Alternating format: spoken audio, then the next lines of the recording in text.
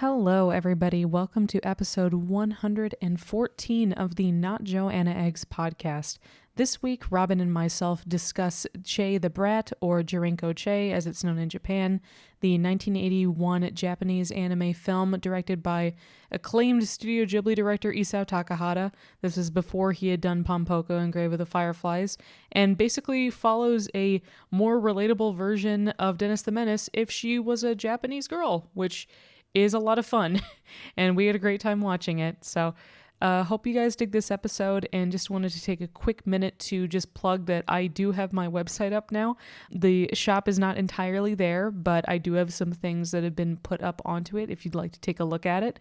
You can find that at www.tracy, T-R-A-C-Y, Trausch, Trausch.com. I'll also put the link in the show notes, but I've been working on it for a bit.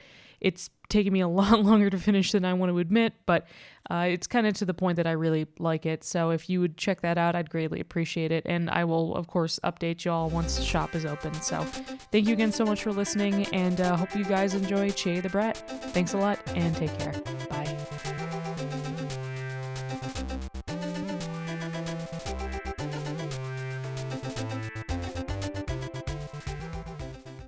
Hello, welcome to another episode of the Not Joanna Eggs podcast. I'm Robin. And I'm Tracy. And this week we are talking about sort of a weird one because we can't find a ton about it.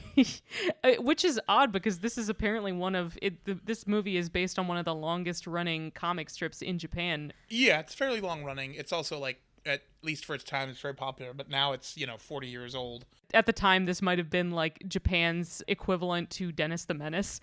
Because it's even got like a similar naming scheme. Yeah, even though in this... Well, okay, so what we're talking about is a movie from 1981 called Chie the Brat, which I think is just a poor translation. The original title in Japanese, at least like when you're just sounding it out phonetically, is Jarinko Chie. And Jarinko, I believe, is slang for brat or like bratty or spoiled. Something like that. Oh.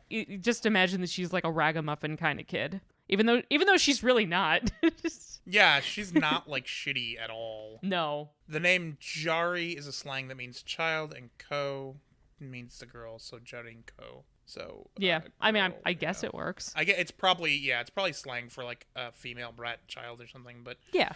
Again, she's like, it seems ironic because she's actually like a pretty great kid. Yeah, and also like in terms of just her pure determination and energy, is a fucking monster. Yeah. Well, and we should also mention that this movie was directed by Isao Takahata, I believe, before he was involved with Ghibli, because this movie came out in 1981. And the whole premise behind it is that, like, Chie is this young girl who lives in Osaka with her father, but her dad is kind of like this perennial fuck-up.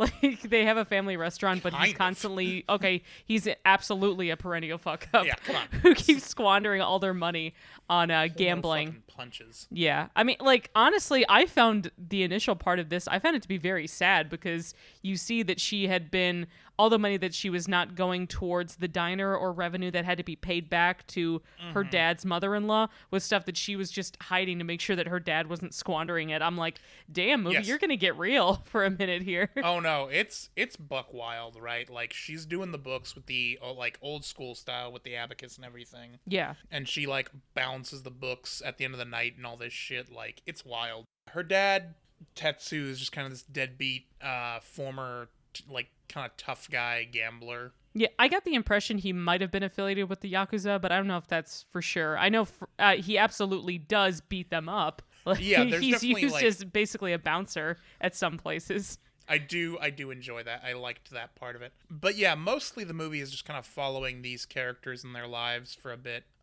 Living in, what was it again, Tracy? So this takes place in Osaka, which is, it's another major city in Japan, but it has this much more, like, laid back approach to it as opposed to like this is probably not a totally accurate comparison, but think of it as the LA to Tokyo's New York, I guess. Like, it's not about like the superficiality, it's just that life does not have as intense of a pace of it over there. So like everything's based around like there's bridges everywhere. It's based around like, like seafood and tourism, stuff like that. So I really like just the whole approach to this, because I think that Chie, she's only supposed to be, I think, like 10 or like easily in elementary school, and she's running this restaurant essentially. Yeah, she cannot. I mean, she can't be older than 12. That's Yeah. It's not clear or stated. It is a lot of fun, and what's kind of interesting is this is obviously an adaptation of a slice of life manga. It sure feels like it while you watch it too. It felt like they tried to condense a bunch of it down into one film. Absolutely. Well, and that's always the interesting thing when you're trying to adapt, especially a slice of life, is they're not super eventful in some ways, and they are in others. But so like this movie, for example, is really fun and like kind of slow paced, but it's so dialogue heavy that it's sometimes, because it's only, at least as far as we could find, it's only in Japanese, a little hard to keep up with. Yeah, I definitely had to do a couple of instances where I was pausing and just trying to like rewatch certain scenes, because like I try to do notes simultaneously like we both do when we watch these, but it's just that they had so much stuff that was going on and it was all based around dialogue. He's also using the pace both as a metric of comedy and like essentially intensity. Yeah, I mean, like, you could imagine that just when they were storyboarding stuff, that they may as well have just used panels from the comic to do it, because when characters go into certain things, like, say, at one point, her dad is, like, walking around a park, just kind of, like, sulking and, just complaining about stuff and everything. God. They're just, like, these uninterrupted blocks of dialogue where he's just kind of talking to himself about utter nonsense, like, stuff that if he was actually introspective, he would learn that he's just being an idiot, but, yeah, like, just the dialogue just kind of keeps going. I mean, it's not like boring too. Like, I hope that we're not like selling this in a weird way, like, because it really is interesting. No, I think it. But you feel the length sometimes, though. I think. Yeah, well, and I think like ultimately, because of what it is, it's very character driven, and so I feel like inside of the movie we get obviously a strong sense of Chie herself and of Tetsu, her father. The relationship with her mother is weird because there's definitely something sort of unresolved or unexplained there, because her mom is gone at the beginning of the movie, and then we find out that Chie sees her, and then they get back together, and it's never explained why she left or what the deal was with her whole sort of like sewing thing that she does. I'm glad that you found that ambiguous too, because I was very like, initially when it started off, I assumed that her mom was dead, like just because like, yes. I mean, cool, because like she had that framed black and white picture or whatever, like, oh, okay, maybe her mom passed away or something, and now like this is like, okay, no wonder she's so frustrated and like she misses her, but she's compensating by being violent because she sees her dad doing it. But then we later just see that like she goes to meet up with her periodically. She just doesn't tell her dad, and she has a great relationship with her mom, and I'm like, why is she just not living with her? There's even like, so the first time this happens in the movie, there's what to me is like a very strange scene, which is her mother, Yoshie, or I'm not sure if it's I think it's Yoshie. Right. It's spelled almost like it's spelled like the character from Mario, Yoshi, but with an E at the end. Yoshie and Chie are talking, and she says, I'm thinking of coming back, and Chie's like, no, it's too soon. Dad's not ready yet. Which, in her defense, she is right. Yes. But the way she phrases it is it's like this weird lesson that her dad has to learn by her mother not being around.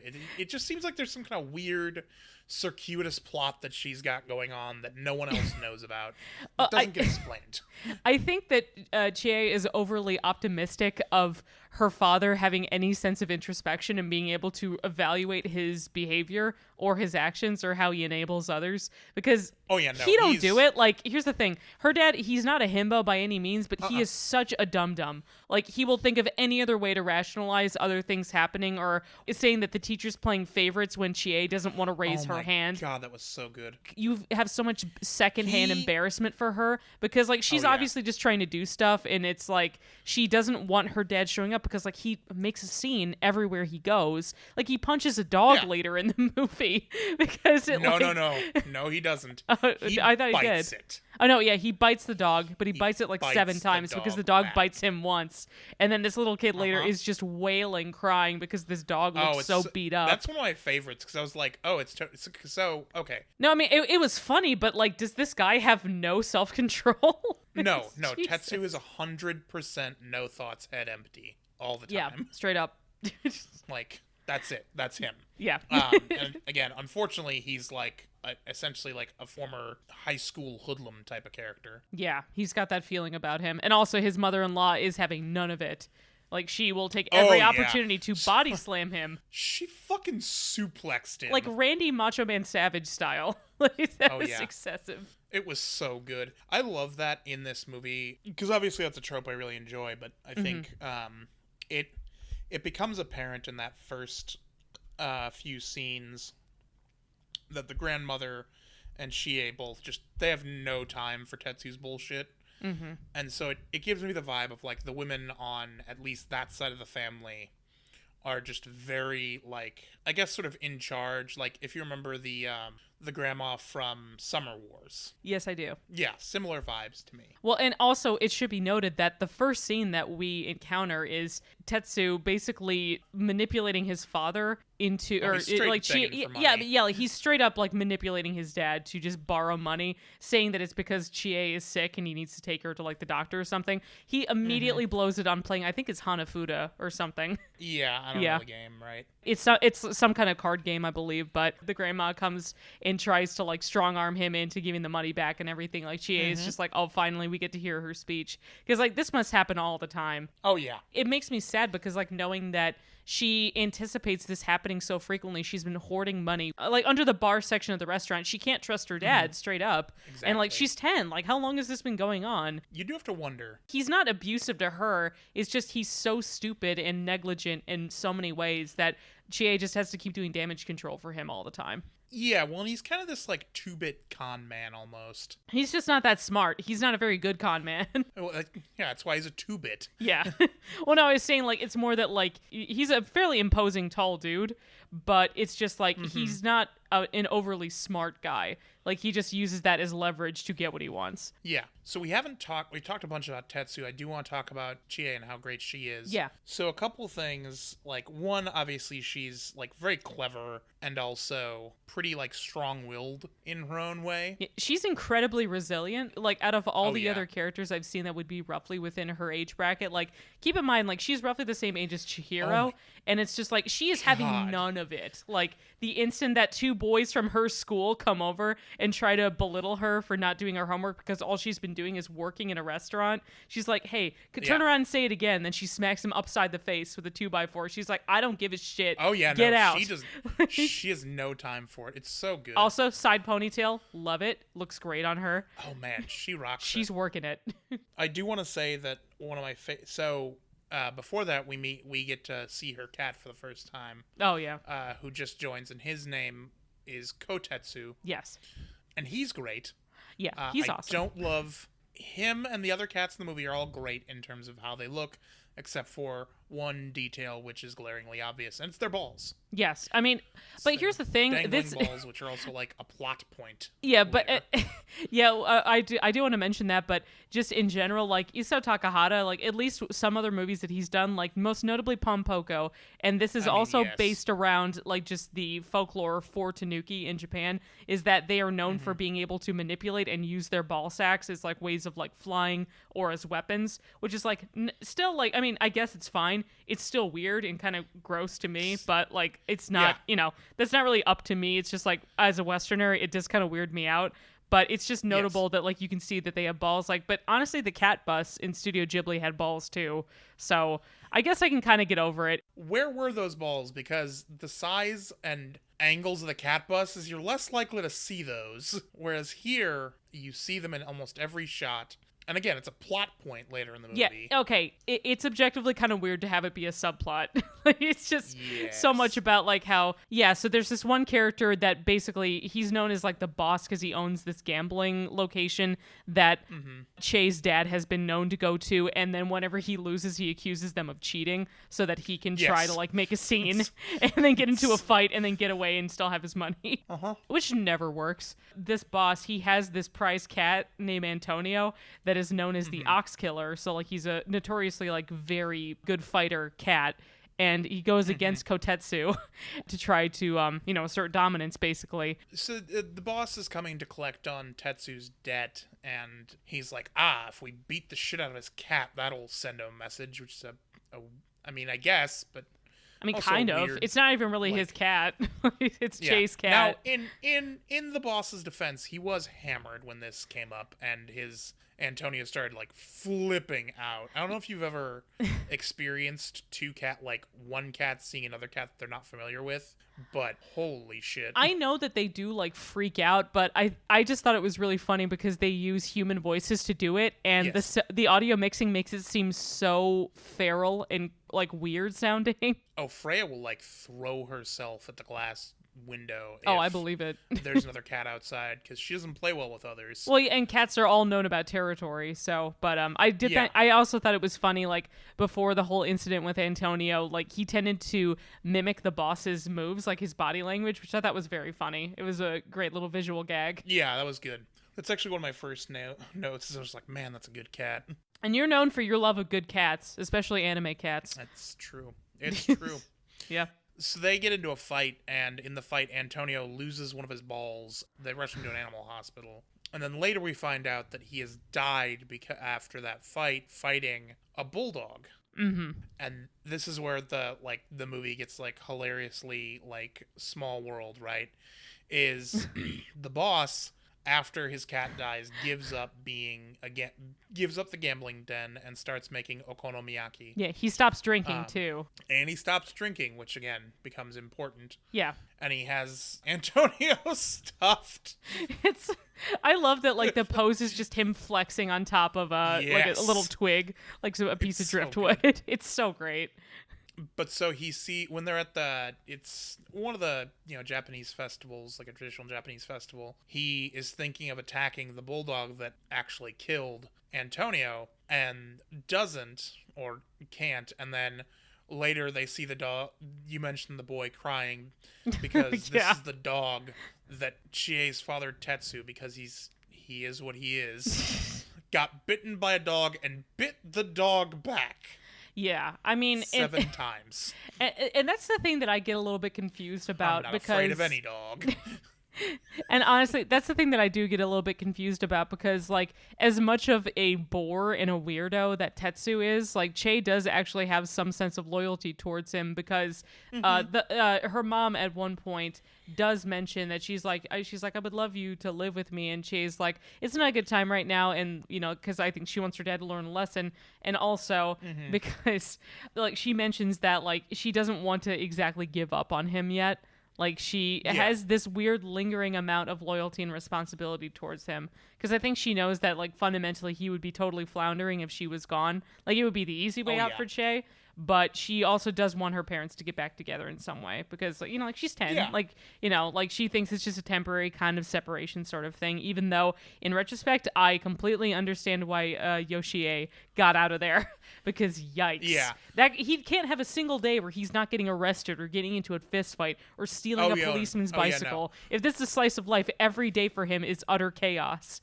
We find out eventually that he kind of craves it in a way. Yeah, like it's a core part of his personality, it seems like, that all he does is he thrives off of violence and competition. And chaos. I have to say that I love that the boss gets so much sort of depth of character because I could not have called that the first time you meet him or even after his cat loses a ball. Oh, God. And all that, right? Like, it shocks me how much he is not only, like, an important character, but how well they wrote him, I think. Yeah, just the fact that, like, he goes back towards having his okonomiyaki restaurant, and the only people he's getting there are Yakuza, so from there it begets, oh, hey, Tetsu can get a job now. And, like, it has this weird kind of, like, great flow to it, where it's, like, it actually does make sense, and it's a kind of a perfect fit, too. And then from there, they all grow together more as people. Because you really do come to see the boss as, like, he's actually a very compassionate, nice dude. It's just he got very into great. doing some, like, weird shit for a little while. And once he's away from it, he's a much nicer guy. Like, he really kind of takes Chie under his wing. Yeah, I loved that so much. And also, like, that also becomes, like, sort of a bonding thing for Tetsu because he kicks the two dudes out of the okonomiyaki place, and then we later see them, like, they've cleaned up their act and apparently making caramel, which I can only hope is poorly translated because that thing was the size of a loaf of bread. I got the impression it was that, like, sometimes how they make, like, buns, like, they'll put, like, red bean paste or something in there. I get the impression that's what they were trying to do is make like sweet buns, but oh, like a sweet caramel bun or something. yeah, that was the impression I got from it. But fundamentally, okay, I didn't see any milk there, and you're supposed to have milk and butter to make caramel. It just looked like they just had sugar. And I'm just like, oh no, that's gonna taste like shit. I mean, so that was kind of an interesting thing. I also love, one of my favorite things was the school marathon. Yeah, I love that part. That was great. Yeah, I actually really like that. We'll get to the third act in a bit, or I guess the third act, the final act. Yeah, we'll I mean, it's. I wouldn't say there's a very strict third act. It's more like there's like a fifth act. Like there's some very like obvious like story beats, like where they want to explore one thing, then they do another part. Yeah, well, and I think that's another symptom of the whole like adapting a slice of life manga thing. Is sometimes it doesn't flow nicely in that way, and I don't know because I obviously haven't read the manga, but especially if it's like Azumanga Daioh, right, where it's just kind of like goofy cartoons about these characters, right? Which obviously it's doing something a little different than that. You get what I mean. Yeah. Oh, yeah, absolutely. So we find out from one of Chie's classmates, Masaru. Yeah, Masaru and his friend, who I just called Caillou because I never heard his name. But he looks like like Caillou or Charlie Brown or something. Like he's just his friend. Yeah. That's like bald and always like, yeah, tell her, give her what for. Yeah, just his hype man. Yeah, exactly. That's all he does. Yeah, so, that is exactly what he does.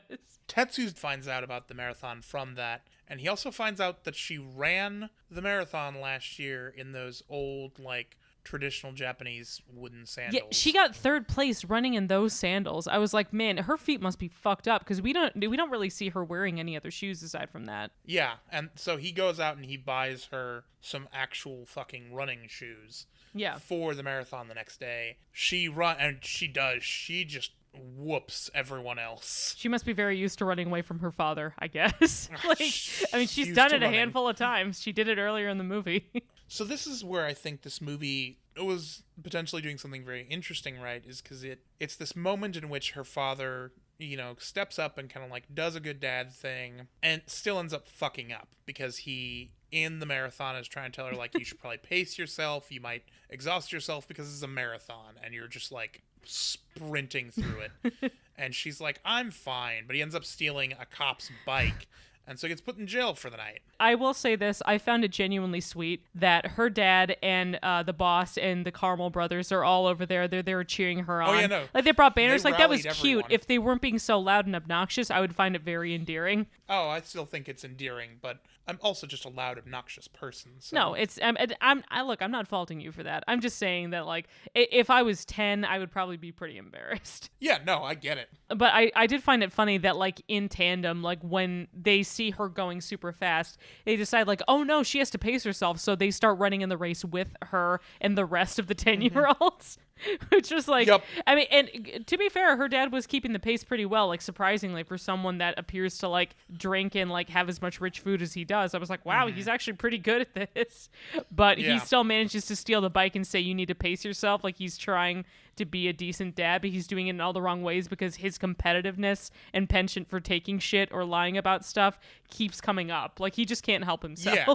It's this moment of, I think, like, you can do this, and a lot of movies have done this. Like, it's the moment in which the growth sort of starts to begin for the character and it suffers the setback, right? Yeah. And here it's him being put in jail for the night. But ultimately, he doesn't grow, we find out. Like, much worse. So after this, Chie's math teacher comes to visit at home, and it turns out he's the son of her father's math teacher, Mr. Hanai. Mm-hmm. Well, actually, I think that's his father-in-law. I think it's Yoshie's parents, or, like, at least her dad. I believe that. I think that's how they met. Yeah, that might. Well, so I know the math teacher we know that the math teacher set them up, and that he clearly bullied Tetsu through middle school. Well, the only reason I say that is because I think Chie's math teacher, like, he looks almost identical to Yoshie. Like, when there's a certain point when they're reacting to stuff, their facial structure is identical. Like, so okay. I got the impression that they were brother and sister, and that he's like, oh yeah, like, he's like, yeah, my dad was your math teacher,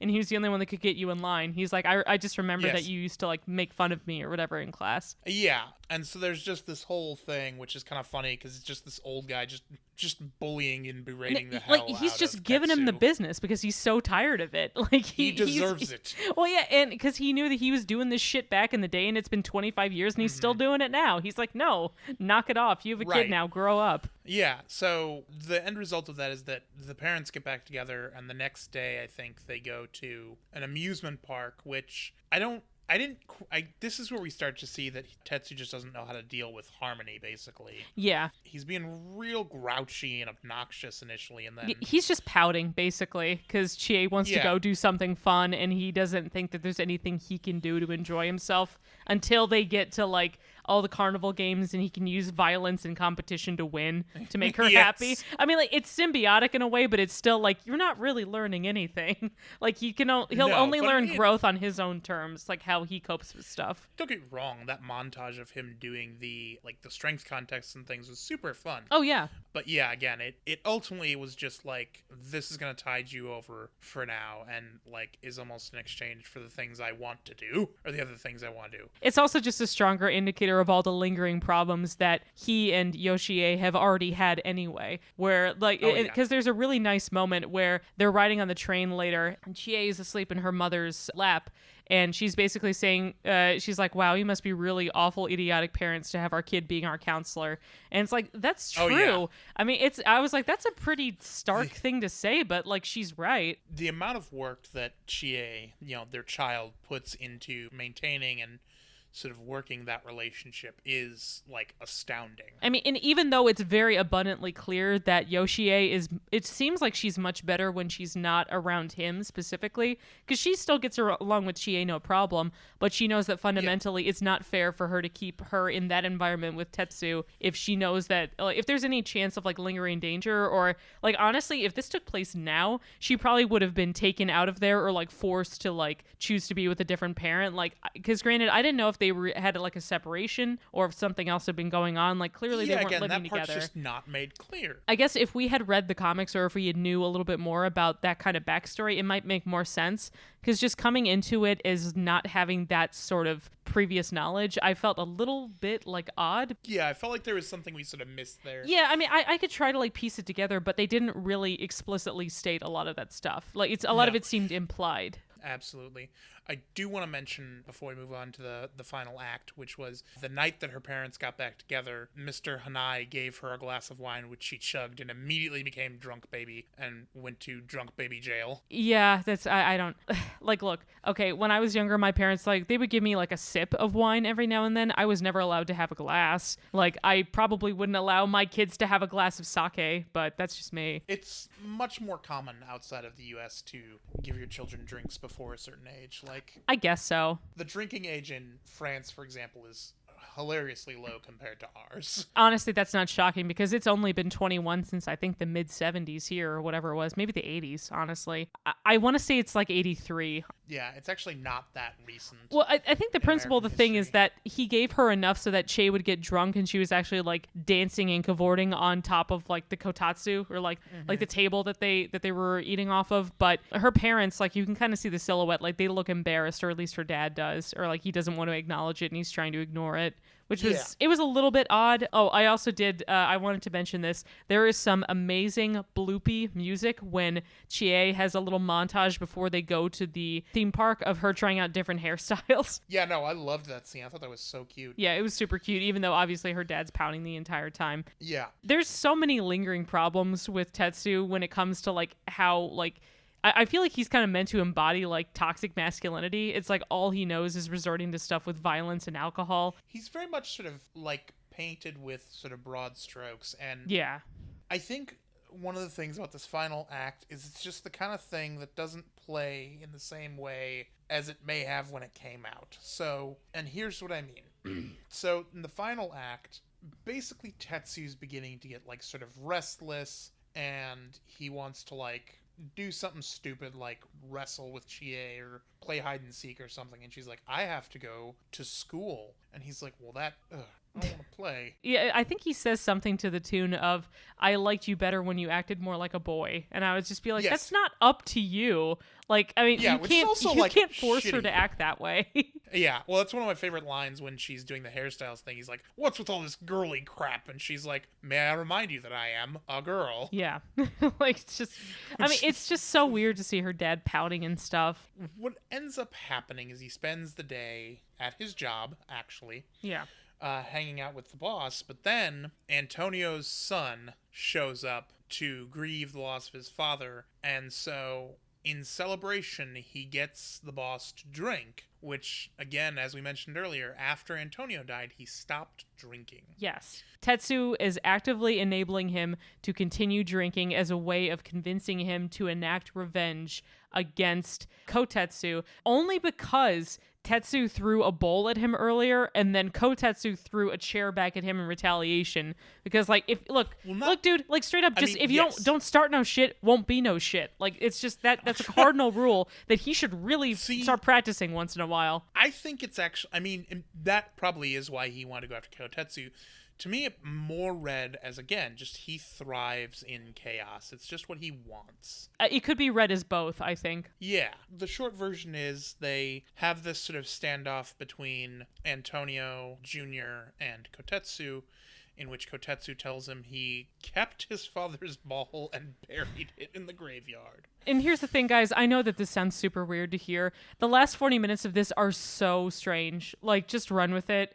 Like, it almost reads like the fight between Oren Ishii and the bride in Kill Bill Volume 1, because they treat it with the same kind of gravitas, basically, like substantially less blood, but it's like this whole like weird blood oath kind of thing going on. It's just a mess. It's still funny, like it's engaging and weird. Yeah, it's still enjoyable. He buried his ball in like an old jewelry case. Like, what? Like, yes. So stupid. Also, the ball, I mean, because realistically there's no way you're depicting a testicle loose without it being disgusting. It just looks like a little golden nugget. Yeah, it may as well be like a BB gun pellet or like a yellow M&M or something. Like, that's pretty much what it looks like. But so after they retrieve the ball and the boss snaps out of being drunk. Yeah, he sobers up.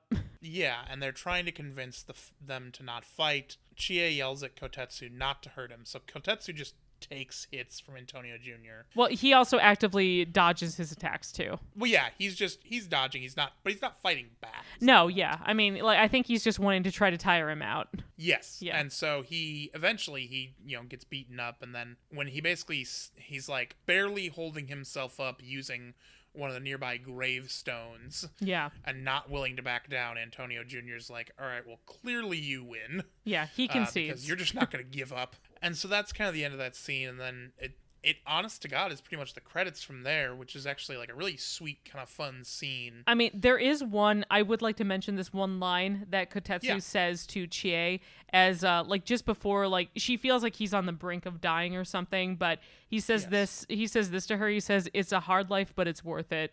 And I do think that really does kind of encapsulate this whole movie. And I just think it's good advice, too. I like that. Yeah, no, I actually think I agree. Is it silly that it's coming from a cat that has giant balls that is telling her this, like, as she watches her dad, like, continue to lie about letting him drink? Sure. But it's good. Like, it's a good piece of advice. Yeah. It's a sweet moment. No, I think it's really good. Yeah. I really like it. And again, and that's like the end of the movie. Yeah. Well, there's kind of like an epilogue thing with some credits. Yeah. So it just shows like, they're continuing their life. Yoshie continues to live with them. The old math teacher. Oh, Mr. Hanai.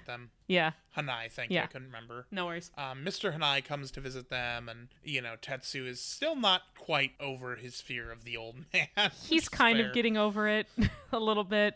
He's working on it, so it's clear that the movie suggests that there's some progress and hope for Tetsu. Well, and also Tetsu allows the Caramel Brothers to have a stand in front of their restaurant, as well as as more gambling people being allowed to hang out with them. Yeah, well, and I think his friends also gamble with him. Yeah, These guys, just kind of these dudes that he just randomly appears and hangs out with throughout the movie. Like other people in the neighborhood, pretty much. Which is always fun. So, I mean, that's pretty much the end of the movie. It's a lot of fun. Yeah, and also Kotetsu does live. The last lines of dialogue, I think it's the last lines of dialogue are because they're bringing him gifts in his recovery, like the boss brings flowers and Antonio Jr. brings him like what looks like a fried or grilled fish. Yes. It's like, this will help your recovery. And I'm like, oh, that's very sweet. So he's still hanging out. Like, he's got a bit of a stomach brace to help his body heal. Yeah, but otherwise, like, I mean, I thought it was very sweet. It was a very nice little way to cap out the film. Yeah, I agree. And again, I think because maybe it just doesn't come across as strongly as it might otherwise. But so I think the thing with Tetsu plying the boss with drinks and getting him drunk even though he's sober, I think that just doesn't play well, and it shouldn't, right? Like, it's a fucked up thing to do to another human being. Yeah, who's like struggling with this thing. I think it's his way of trying to push his own status quo, even if it's detrimental and affects and hurts the people around him. Like, I don't think he's actively trying to hurt Chie or impact that, but I think I think he misses the dynamic that he had with him before, even if it was really bad, because at that time, back then when the boss was drinking a lot more, he was actively trying to use his thugs to beat up Tetsu and get the money back. So I'd just be like, is this really what you want, dude? Like, I don't know. It didn't really feel that well thought through on his part, at least. Yeah, and again, he just seems to like kind of crave chaos. And so in this instance, he's created it. And the unfortunate thing, which makes him a very shitty, questionable person, is he's using someone's implied addiction. Yeah, well, their implied addiction and also their grief. Right. Oh, he's definitely using his grief. That's not even... He's trying to use that to legitimize wanting to avenge Antonio, which is like a cat that he honestly, in retrospect, had probably a pretty codependent relationship with anyway. But, I mean, that's still no reason for him to just be like, oh, yeah, you should drink more. Like, yeah, here, have another one. And I think he catches himself at one point where he's like, boss, you've already had 2 bottles. But the guy's like, no, I said I wanted to drink. I didn't want your opinion. And then Tetsu is still like, well, he drank too much, but it's not my fault. And I'm just be like, motherfucker. Yes. And I'm like, no, it is. It's directly your fault. Stop being a little bitch. Yes. These are consequences of your fucking actions. Yeah. And you must take responsibility for them. I think generally overall, I like this film a lot. The only thing that I will say is that because it has those slower kind of pacing things, just because they are really trying to get a lot of story in, which I appreciate, it does tend to make it feel a little bit bogged down in terms of timing. Because I think this is like an hour and 40 minutes, but it felt like it was longer. Yeah, just about. Yeah. It's very close to the 2-hour mark.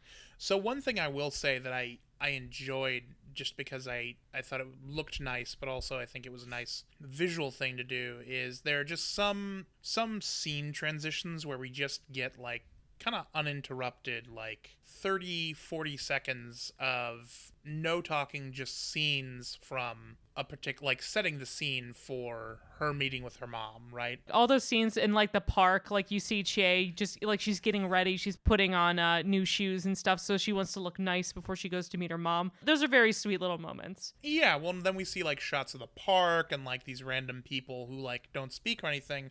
I think in such a dialogue heavy film especially, it's kind of a nice, relaxing thing to just be able to like kind of take in the scene for a minute. You get a little bit of a breather, and it's I just love the dynamic she has with her mom. It just makes me really sad. Like, I wish that her mom does come across as pretty passive for the most part. It's unfortunate. Yeah. Once Yoshie realizes some of Tetsu's associates, or like the people that Chie is telling them to leave her alone or whatever, like the people that are involved with the caramels, that they were obviously former Yakuza or possibly still Yakuza. Like, she looks genuinely taken aback. She's like, what the fuck? Are you serious? How long has this been going on? He never tells me this. Yeah, no, she's straight up like, how do you know these men? This is very weird. How do you know these tattooed, bedraggled men? These tattooed individuals. These hooligans. These tattooed men.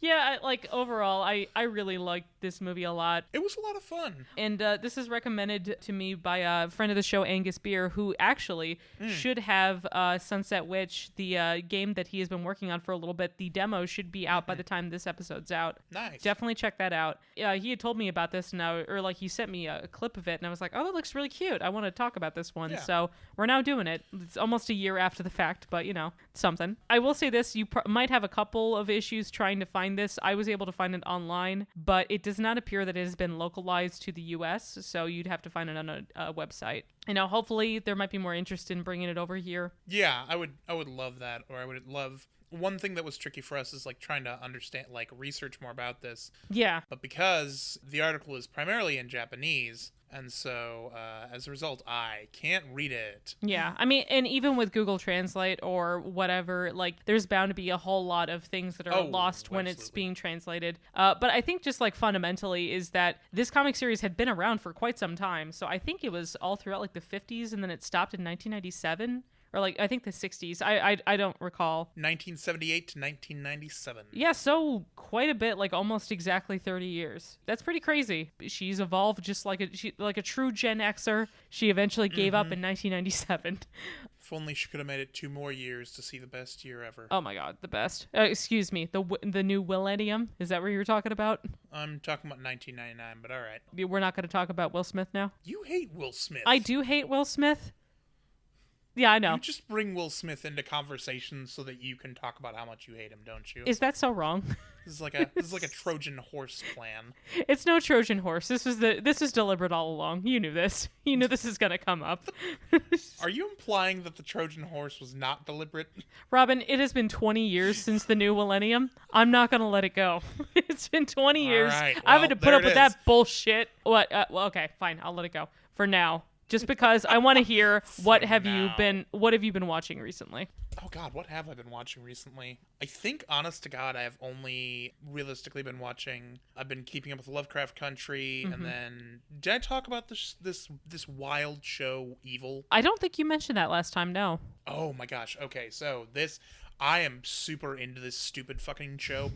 I love it. So, it is a TV show about a psychologist who used to work as a professional witness for the state's attorney in trial cases, right? Yeah. She loses that job and then meets, played by the man Luke Cage, of Luke Cage fame. He's a priest in training who works for the Catholic Church, investigating claims of miracles and demonic possession. Ooh. A division that actually exists within the Catholic Church. This is a real thing? Yeah, no, there are well, if you think you know about what? it, right, honestly, yeah, that's totally plausible. If we've got one if we got the one that examines aliens, which have been proven to be real this year, UFOs have been confirmed, and it's the least interesting thing that was in the news. What a fucking year, man. I can't even. No shit. It's essentially procedural, but make it Catholic. Okay, so NCIS for the devout. More or less, but... Ghost Adventurers if you are sipping that blood of Christ. Yeah. Okay, got it. You know, if you're sipping the lean of Christ. If you like lean cuisine, Jesus. I deeply regret that joke. Take that cracker.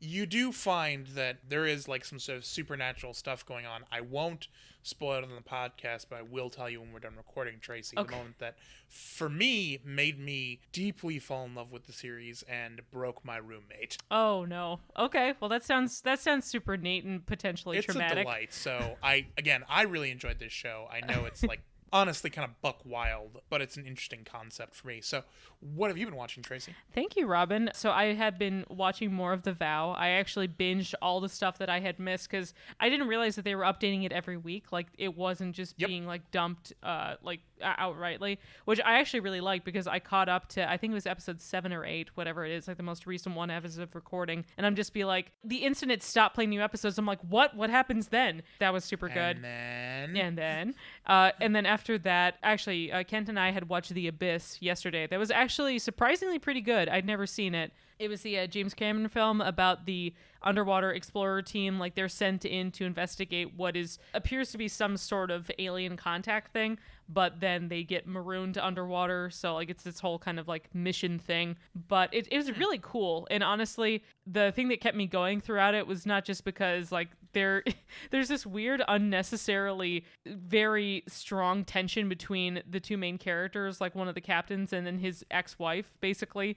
But the visual effects in it are pretty fantastic for 1989, and it seems like it was the biggest pain in the ass to shoot because the trivia section for it is so huge, with how many people who almost drowned, how many issues they had with equipment, what a pain in the ass James Cameron was to work with, like all that kind of stuff. Like, it was still a great movie, but yeah, I can just feel it in my soul that James Cameron is a tool to work with. I mean, anyone who proclaims that they're king of the world has got to be a piece of shit. I mean, yeah, like, or anything similar to that. That's not done ironically, and I don't think it was done ironically. Or also, he needs to get off his Avatar boner because it's been 10 years. Nobody gives a shit anymore. You missed the boat, guy. You missed the boat that you made. This is taking longer than it took to, like, release more Skyrim. Like, what is this? They've re-released Skyrim. Yeah, I know, but at least they made it look a little bit better. Like, it's just, like, there's nothing else that came out. They were able to re-release Skyrim more times than he's been able to produce more Avatar. Yeah, no, like, we're gonna have Half-Life 3 before we see Avatar 2. Actually, I think Half-Life 3 is actually in development. So. Sure it is. That's what they always say. Oh, okay. I don't know. Well, no, it's been a meme for a while, but I know it has. Yeah, it's fine. But anyway, yeah, I like The Abyss. It was pretty good. Extremely long, much longer than I thought it would be, but I was still riveted, so I would check it out. It's on Prime right now. That reminds me that I really want to watch Event Horizon. Ooh, that's a good one. I love that. I want to watch Con Air, which is also on Prime. But I don't think anyone will watch it with me because I'm the only one in this house that likes Nick Cage, unironically. He's a big fucking weirdo, and I love him. I do want to... That reminds me. Okay, I did watch one other thing, which was my roommate and I watched Color Out of Space the other night. Okay.